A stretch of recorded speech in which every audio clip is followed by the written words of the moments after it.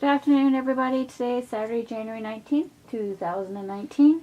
It's about 4 o'clock in the afternoon. It is a very cold and blustery, snowy day out there in southern Ontario. And I think the best place to stay is inside making cards. So today, I'm going to be showing you my take on a double Z-fold card. This is one of the ones I made. It's a, well, I don't know if it's different or not, but mine, I actually prefer it not going all over to the edge. So mine has a little bit more bulk in the center where the fold actually is. But it's surprising how easy these cards are to make with just a few simple items.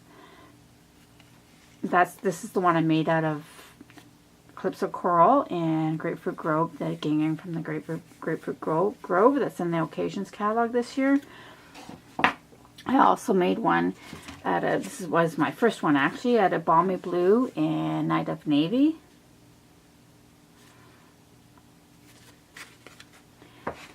And then I also made one out of the Highland Heather and Gorgeous Grape. And this is the one that we're actually going to do today.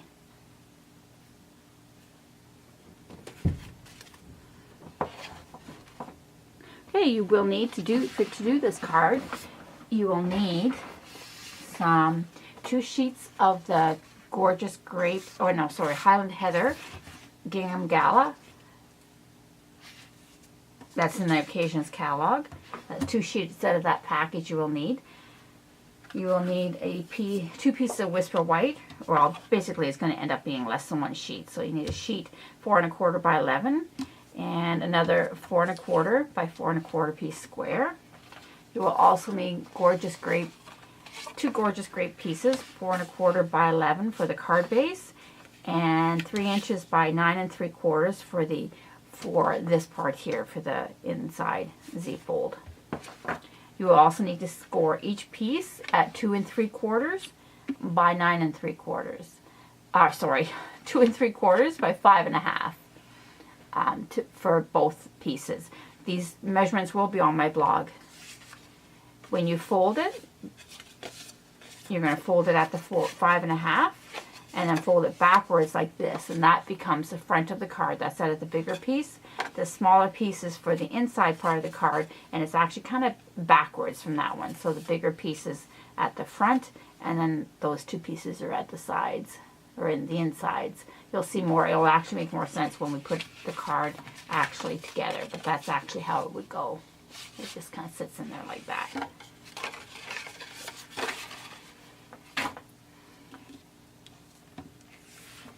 Out of this piece, you will cut using, actually I'll show you what we're going to be using today. We're going to be using this Climbing Roses set, as well as the matching rose trellis dies. We're going to be using the 2 sentiments out of here, as well as the roses and the die to cut that out.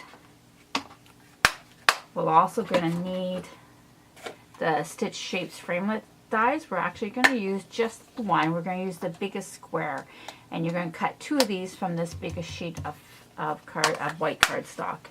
You're also going to need the new Stitched Rectangles framelits dies that are in the Occasions Catalogue. We're going to be using the largest one, as well as the 4th largest one.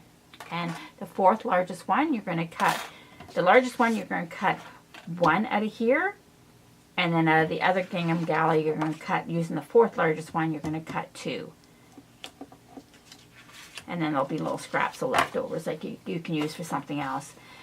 Out of this one, you're going to use the 4th largest one to cut 1 out of that, and then, as I said, the other one, the squares, will also come out of that sheet of paper. You're not going to cut anything just yet out of that. What you should end up with then, after you've done all that cutting, you should end up with this piece, the stitched rectangle, these 2 pieces, the 2 squares, this piece. You can actually see the stitched on there, so I mean on any of these you can really just cut them from a paper trimmer as well, but the stitch does add a little bit extra. And then these 3 are cut the same, that one and those 2. And those are basically the elements for that's going to go on top of your card. This one, we're going to actually stamp the image on it. I'm using my Stamparatus today. You do not need to use your Stamparatus. I'm using it because I made quite a few and I wanted the wording lined up as perfect as I could get it. But you can simply use your blocks too. It's not going to make that much difference. If you're wondering what these are actually, let me see if I can't move that up a little bit. These are actually just 6-inch rulers that I just sometimes don't want my cardstock to go right up there. Sometimes I want it to go away from the edge. Generally, most of the time I do. I'm just using Memento Tuxedo Black today because we're going to be using our blends. So out of this piece, you're going to stamp one image of the rose. And also, because it's such a big image too, it is kind of nice to have it in your Stamparatus, so if you need to do it over again, you can without wasting any cardstock.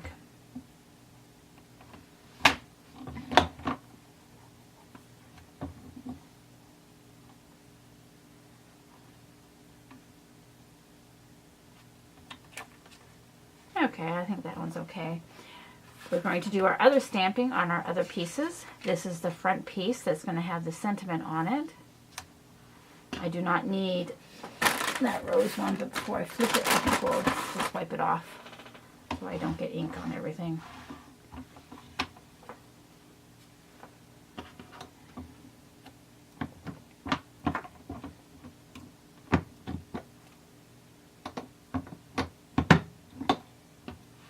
Again, I'm just using Tuxedo Black, even for the sentiments. I mean, I could do it in a different color, but I have it out, so we'll just use that. That's it for that one. And then on the two squares, what we're going to put on them, one's going to have a sentiment that says, hope you are doing well, from that same stamp set.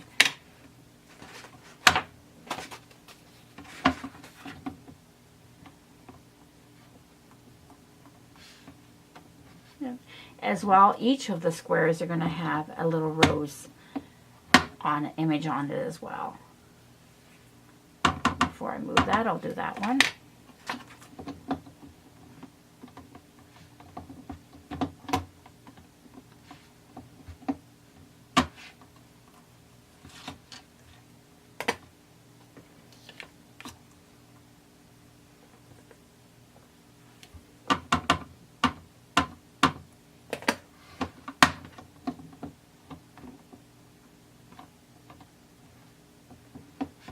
Perfect, and that's all the stamping that we have to do for this card.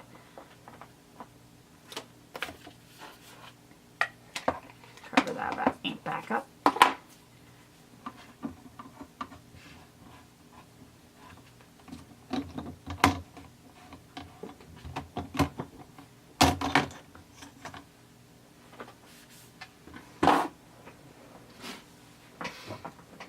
Now for the coloring, we're going to be using some stamping blends.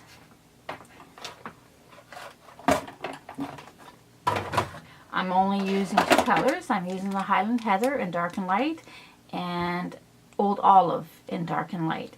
Old Olive for the leaves and Highland Heather for the flowers. I'm not going to show you how I did all of them. It's very basic. I am not an artist, nowhere near. What I chose to do is I use the dark first. Some people do not. I use the dark first, and I use the dark where I think it should go. Usually I use the idea from the stamp to tell me where that should be. My goal is I just wanted to see definition between the petals. That's it.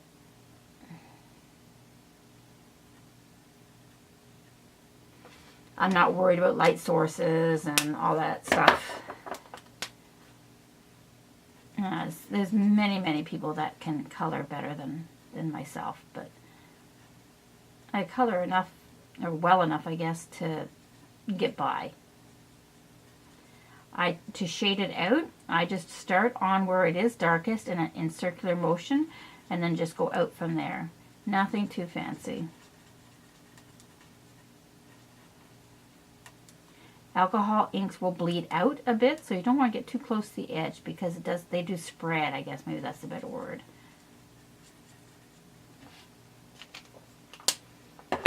I'm not going to color everything. I will just show you how I did this one flower. And I basically did them both of the little pieces the same, and then I did exactly the same to the larger pieces. It doesn't take that long at all. I do prefer to work in a smaller area. I don't color everything with the one color and then go back. I prefer to keep it. I still want it to be kind of moist, so I don't know. In my head, anyways, I don't think it should be completely solid and dry. And then on these images as well, I added Wink of Stella just to the flower itself, not to the leaves, because I wanted the flowers to stand out a little bit more. Plus, I love shimmer and glitter and shine and all that. So I just did it to the roses themselves. So I am going to have to color this one. I did this one previously, so you wouldn't have to sit there and watch me do it. So I colored it and then cut it out. And that's what that will look like. So we'll just quickly do this flower because I don't have it done. But you saw how fast it took me. It didn't take very long at all.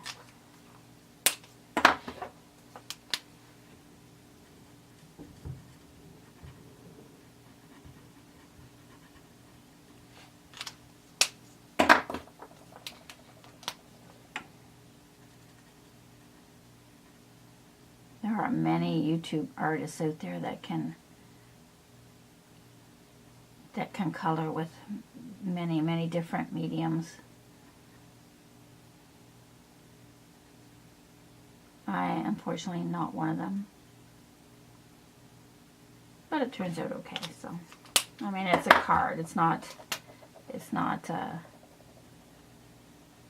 going on someone's wall. Well, maybe it will be, but I doubt it.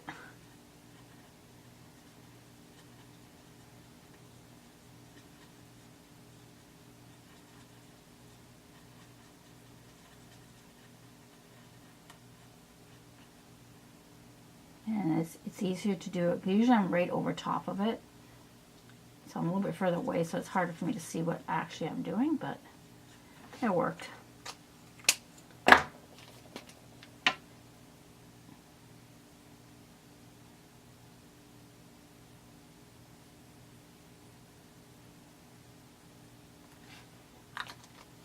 And there we go. Now it's time to put together our card.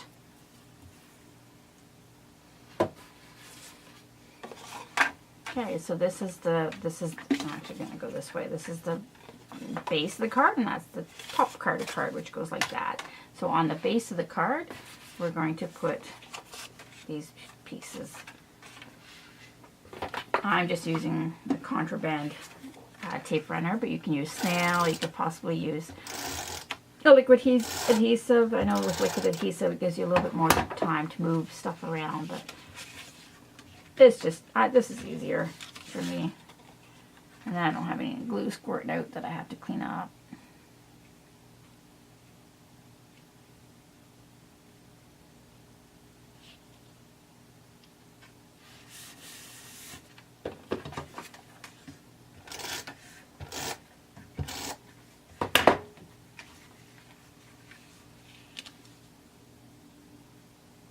These are a little tight, so you have to make sure that they're actually in between the score lines. They won't match up. They're not the same height, so they're not going to match up. But if I can get these two to match up as close as I can, it would look better.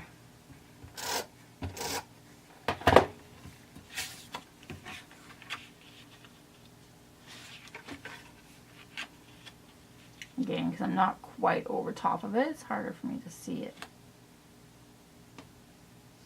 I do have glue stuck, piece of tape runner right there, but it's okay. I can use an adhesive eraser to get rid of that. It's not going to stay there. If I noticed it before, I would have squished it around to the outside edge. Okay, so there's that piece. This one, we're going to put that on there, and then these two. on here. This one I left blank, so you can sign your name or write a greeting of some sort.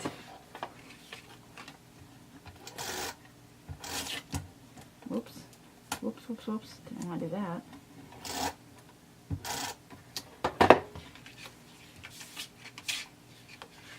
That's what happens when you use contraband tape runner, I guess, eh?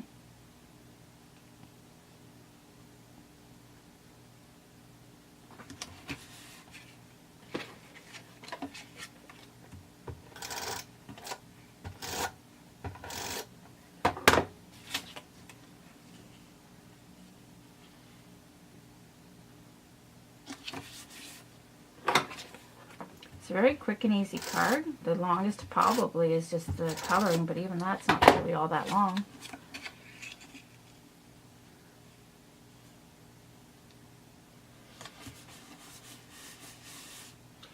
Okay, and then now we're going to attach this piece to this piece. And I found the easiest way to do it is I didn't want it long print right up the edge like that. I didn't want that. I wanted it in the center. So as in mine will have a little bit more bulk right down the center, but I wanted it kind of even in there. So when I turn it over, all I need to do is put tape on this part and tape on this part.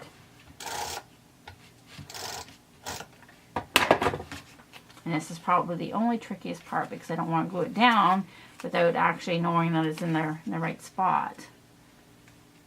So I don't want to press it.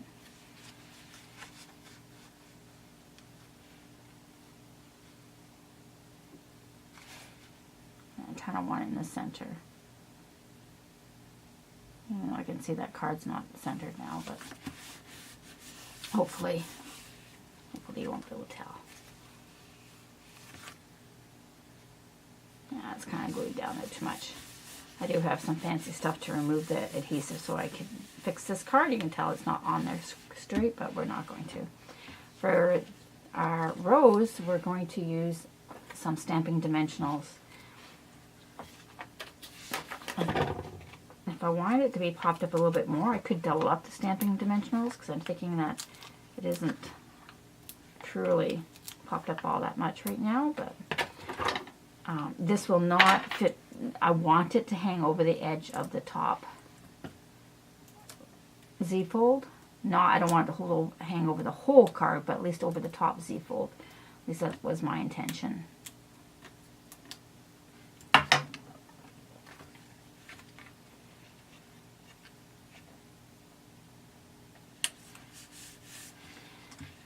And for, I don't know if I mentioned that, for the little embellishments, I'm using the sequins from the Gingham Gala adhesive back sequins. We're going to use the little flowery ones that are there. And I'm using my take my pick, whatever it's called, tool to help pick those up.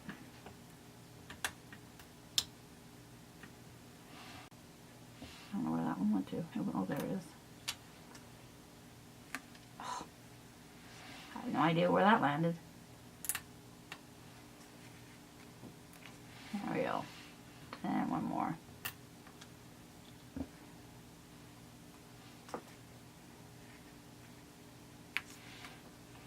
And there we go. There's our card for today. A double Z fold using the Stamp Set Climbing Roses with the coordinating die. It stands up nicely. That's one of the reasons I really like these Z-fold cards, because they do stand up so well. And they're very, I mean, that's pretty. And they're easy to change up. You can change it up to a birthday card, a thank you card. So again, that's Gorgeous Grape and Highland Heather. That's out of the Balmy Blue and Night of Navy. This one is out of the Grapefruit Grove, as well as Eclipse of Coral card base. If you're interested in any of these products that I've showcased today, or I used today on this card, please feel free to head over to my online store at www.dragonfliescreations.stampinup.net. Please use this host code if your order is under $200. Please use this host code, and I will send you, if you place an order during the month of January, I will send you enough cardstock to complete the Valentine's Day card that I showcased in my earlier video of this month. I'll send you enough cardstock to complete that. I'm trying to get it out here. Complete that cardstock, complete that card. Oh, there we go. 6 times. So this one's in a previous video, but I will send you enough cardstock to complete this card 6 times if you use this host code and order it during the month of January.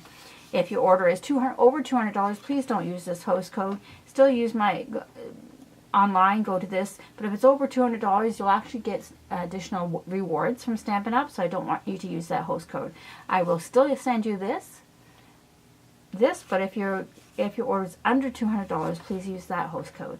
Okay, I hope everybody has a great evening. And again, these are the cards. This is the cards that I showcased today. Please feel free to head over to my blog. All the information is below. It will have the dimensions and everything on my blog itself, and contact information, etc., etc., etc. So I hope everybody has a great evening. I hope it warms up a little bit, and I hope it's not too snowy out there. See you later.